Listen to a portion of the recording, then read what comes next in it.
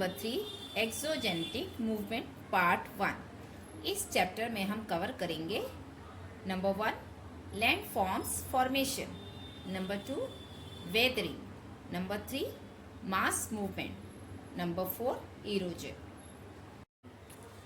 तो स्टूडेंट्स चलिए शुरू करते हैं। लैंड फॉर्म फॉर्मेशन यानी भू आकृतियों का निर्माण। सबसे पहले ये जान लेते हैं कि लैंड फॉर्म क्या होते हैं। लैंड फॉर्म्स मतलब हमारी धरती पर जो अलग अलग आकृतियाँ दिखती हैं, जैसे पहाड़ यानी माउंटेन, मैदान यानी प्लेन्स, पत्थर यानी प्लेटिव्स, रेगिस्तान यानी डेजर्ट, नदियाँ यानी रिवर्स, झीलें, लेक्स और भी बहुत कुछ। फॉर्म दो तरह के फोर्सेस से बनते हैं। Number 1 internal movement. हमारी धरती के अंदर भी बहुत कुछ होता रहता है, जैसे प्लेट टेक्टोनिक्स।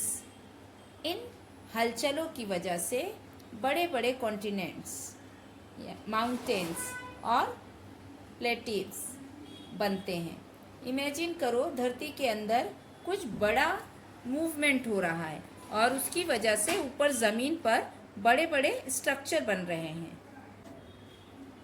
एक्सटर्नल प्रोसेस, ये वो प्रोसेस हैं जो धरती के सरफेस पर, ये सारी external process solar energy, gravitational force और मूविंग ऑब्जेक्ट जैसे हवा, पानी, आइस वगैरह की काइनेटिक एनर्जी से होती हैं।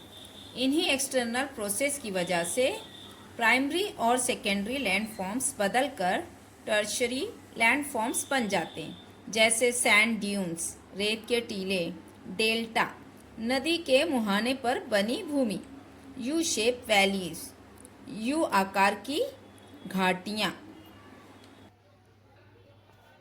वेदरिंग। अब आते हैं वेदरिंग पर। वेदरिंग क्या है? इट्स सिंपली द ब्रेकिंग और वेकनिंग ऑफ रॉक्स, यानी पत्थरों का टूटना या कमज़ोर होना। ये नेचुरल फिनोमिना है जो हर समय होता रहता है। इसके 3 मेन टाइप हैं। Number 1 mechanical weathering. इसमें रॉक्स की केमिकल कंपोजिशन चेंज नहीं होती, बस वो टूट जाते हैं। नंबर 2 पे है ये dry climates. Number mechanical weathering, इसमें रॉक्स के केमिकल कंपोजिशन चेंज नहीं होती, बस वो टूट जाते हैं। ये ड्राई क्लाइमेट में ज़्यादा होता है। एक एग्जाम्पल है एक्सफोलिएशन। इसमें रॉक का जो हिस्सा सूरज की गर्मी के कांटेक्ट में आता है वो ज़्यादा गर्म हो जाता है और अंदर का हिस्सा ठंडा रहता है। इस टेम्परेचर डिफरेंस की वजह से आउटर लेयर पत्थर से अलग होकर गिर जाती है, जैसे प्याज के छिलके उतरते हैं। Imagine a rock peeling off its layer due to heat. Number 2 chemical weathering. इसमें रॉक्स की केमिकल कंपोजिशन बदल जाती है और वो डिकम्पोज हो जाते हैं। ये ह्यूमिड क्लाइमेट में ज़्यादा इफ़ेक्टिव होते हैं, जहाँ बारिश ज़्यादा होती है। वाटर को यूनिवर्सल सॉल्वेंट कहते हैं क्योंकि बहुत सारी चीज़ें इसमें घुल जाती हैं। जब बारिश होती है तो पानी रॉक्स के मिनरल्स को डिसॉल्व कर देता है। There are some methods for this which are carbonation. हवा में कार्बन डाइऑक्साइड होती है, वो बारिश के पानी से मिलकर कार्बोनिक एसिड H2CO3 बनाती है। ये एसिड लाइमस्टोन यानी चूना पत्थर जैसे रॉक्स को आसानी से डिसॉल्व कर देता है। सोचो पानी और CO2 मिलकर पत्थर को घुला रहे हैं। सॉल्यूशन, कुछ मिनरल्स सीधे पानी में घुल जाते हैं, जैसे लाइमस्टोन पानी और अल्कलाइज के बीच में केमिकल प्रेसिपिटेशन से बनता है। जब अल्कलाइज डिसॉल्व होते हैं तो रॉक ब्रिटल हो जाता है। ऑक्सीडेशन, अगर रॉक में आयरन यानी लोहा है तो हवा और पानी के कांटेक्ट में आने पर उसमें रस्ट लग जाता है यानी जंग लग जाता है, जिससे रॉक कमजोर हो जाता है, बिल्कुल वैसे जैसे लोहे में जंग लगता है। बायोलॉजिकल वेदरिंग, ये लिविंग ऑर्गेनिज्म की वजह से होता है। Human beings, animals and plants. पेड़ों की जड़ें पत्थरों की दरारों में घुस जाती हैं। जब जड़ें बड़ी होती हैं तो वो पत्थरों पर प्रेशर डालती हैं और उन्हें तोड़ देती हैं। ओल्ड फोर्ट्स या बिल्डिंग्स में आपने देखा होगा कैसे पेड़ पत्थरों को तोड़ देते हैं। एनिमल्स, चूहे, खरगोश जैसे जानवर जमीन में बिल बनाते हैं। और एंट्स, बड़े बड़े एंट हिल, इनकी एक्टिविटी से भी रॉक्स टूट फूट जाते हैं। माइक्रोब्स, अलगाए, मॉस, लीचेन जैसे छोटे पौधे भी रॉक्स पर उगते हैं और उन्हें कमजोर करने में हेल्प करते हैं। मास मूवमेंट्स, वेदर रॉक मटेरियल्स की ग्रेविटी की वजह से स्लोप्स के नीचे मूव करना ही मास मूवमेंट या मास वेस्टिंग कहलाता है। जब पत्थर टूट जाते हैं तो वो ग्रेविटी के पुल की वजह से नीचे की तरफ खिसकने धीरे धीरे वो फुट हिल या जेंटलर स्लोप्स पर इकट्ठा हो जाते हैं। कई बार ये मटेरियल कॉनिकल हिप्स बना लेते हैं। मास मूवमेंट दो तरह के होते हैं, rapid mass movement, slower mass movement. Rapid mass movement ये तेजी से होते हैं, जैसे rock falls, landslides, land subsidence वगैरह। ये मोस्टली ह्यूमिड क्लाइमेट में और स्टीपर स्लोप पर होते हैं। जब बारिश होती है तो पानी वेदर्ड मटेरियल में घुस जाता है, जिससे उनके वेट बढ़ जाता है। इसे स्लम्पिंग कहते हैं। इमेजिन एक केक का टुकड़ा साइड से धीरे धीरे गिर रहा हो। अर्थक्वेक भी रैपिड मास मूवमेंट की कारण बन सकता है। स्लोअर मास मूवमेंट ये धीमे धीमे होते हैं और अक्सर ड्राई क्लाइमेट और जेंटलर स्लोप्स में दिखते हैं। सॉइल क्रीप, इसमें सॉइल बहुत धीरे धीरे स्लोप के नीचे की तरफ सरकती है। It's so slow you might not even notice it's happening, but over years you can see its effects on fences or trees. Solifluction, periglacial region में यानी ठंडे इलाके जहां आइस होती है, स्लोप्स के along small layers of soil accumulate होती हैं। सॉइल के मूवमेंट की वजह से ये भी स्लो प्रोसेस है। Erosion, last but not least, erosion. Weathering और मास मूवमेंट की तरह इरोजन भी एक्सटर्नल प्रोसेस है। इसमें वेदर्ड मटेरियल को एक जगह से दूसरी जगह ले जाया जाता है। इरोजन कई वजह से होता है, विंड, रनिंग वाटर, ग्लेशियर, सी वाटर, ग्राउंड वाटर। विंड यानी हवा, रेगिस्तानी इलाकों में हवा रेत और धूल को उड़ाकर ले जाती है, इसी को इरोजन कहते हैं। जैसे रनिंग वाटर, बहता हुआ पानी, नदियाँ, बारिश का पानी, ये सब मिट्टी और पत्थरों को काट कर अपने साथ बहा कर ले जाते हैं। ग्लेशियर्स, बड़े बड़े बर्फ़ के टुकड़े धीरे धीरे मूव करते हैं और अपने रास्ते में आने वाले पत्थरों और मिट्टी को रगड़कर अपने साथ ले जाते हैं।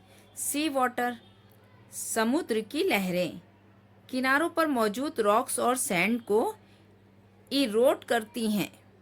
और ग्राउंड वाटर यानी ज़मीन के अंदर का पानी, ज़मीन के अंदर का पानी भी रॉक्स को डिसॉल्व और इरोड कर सकता है। ये भी इरोजन के चंद एग्जाम्पल्स हैं।